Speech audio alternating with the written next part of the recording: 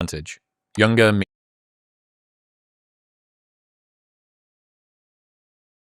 many lenses as I can, and then it creates the texture to the work that gives it that depth. And I like the many coats of paint because like you have to let it dry. Like it's very rare that something on the first shot is very good. It just takes a lot of attempts, but you can't get that surface area of thinking if you can only think about it a handful of times. And so there's only so much thinking time that you have, which means that if you give it to 5 projects rather than 1, getting 1 inch deep on 5 projects is rarely a novel concept. Like you rarely will come up with something that is inherently unique because many people can give 1 inch deep thought towards any idea. Well, also somebody who is 1/5 as good as you at doing that thing are giving 100% of themselves. So you're basically curtailing your capacity by spreading it across multiple things. And again, I relate things back to business, but in some ways, you believing that you can pursue multiple masters is actually arrogant because it assumes that the people that you compete against can't beat you when they're fully focused on one thing, and that you can somehow compete with 3 or 4 or 5 people at the same time and still win. And maybe you can, but I think the vast majority of people just lose. Stop whining. Every position has an advantage. Younger means cutting edge. Older means more experience. Smaller company means more personalized. Bigger company means longer track record.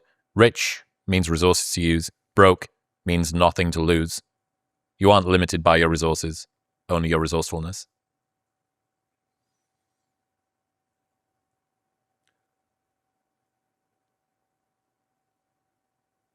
There's always a way to win. Just not always enough desire to win. This is your brain when you're struggling to focus. And this is your brain when you're in the zone. But getting in the zone and staying there, that feels more like luck than something you can control. So that's why we made Brain FM. It's like a do not disturb setting for your mind, and it gets you focused in just 5 minutes. Using science and sound, Brain FM guides your brainwaves into an optimal state for productivity called neural phase locking, which lets different parts of your brain... The position of simplicity as well, I think.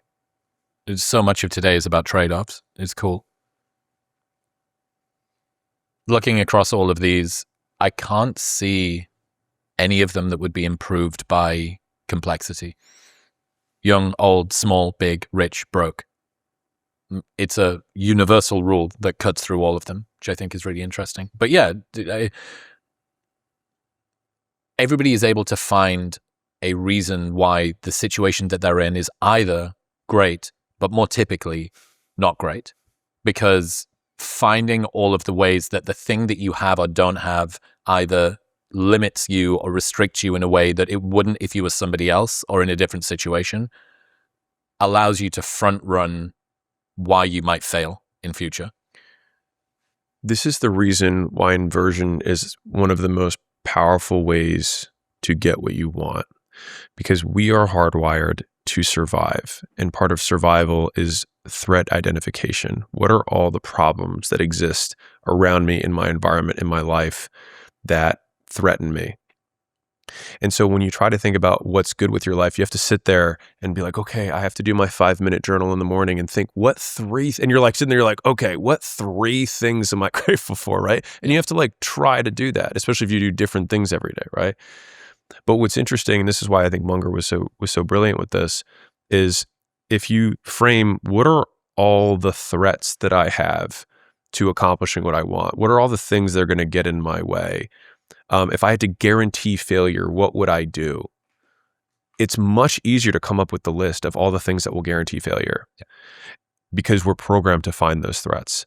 And then all you have to do is just flip it as soon as you've figured out that monster list of the things that guarantee your failure.